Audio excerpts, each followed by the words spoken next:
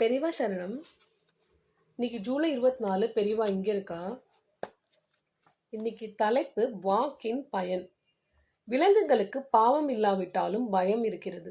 எப்போது யார் தன்னை கொல்வார்களோ என்ற உயிர் பயம் கொடிய மிருகத்துக்கும் கூட நிறைய உண்டு. மனிதனுக்கும் பலவிதமான பயங்கள் உண்டு. ஆனால் மனிதனுக்கு மட்டுமே பயமில்லாமல் செய்து கொள்ள வழி இருக்கிறது. விலங்குகளுக்கு இந்த வழி இல்லை. பயமில்லாமல் செய்து கொள்வது எப்படி? பிறவி இல்லாமல் செய்து கொண்டால் பயம் இல்லாமல் இருக்கலாம்.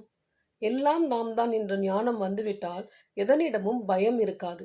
அந்த ஞானத்துக்கு பின் சரீரம் விழுந்தால் இன்னொரு சரீரம் எடுக்க மாட்டோம். இந்த ஞானத்தை, பயமற்ற நிலையை, வாழ்வின் நிறைவை அடைவதற்காகவே மகான்கள் வாக்கை பயன்படுத்தினார்கள்.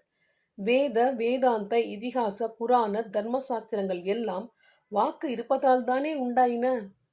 பகவான் தந்திருக்கும் புத்தியால், வாக்கால் பிறருக்கோ தனக்கோ கெடுதல் உண்டாக்காமல் எவ்வளவோ நல்லது செய்யலாம். பாபமும் துக்கமும் பயமும் நீங்குவதற்காக வாக்கை பயன்படுத்தலாம். பெரியவா சரணம். தேங்க்யூ.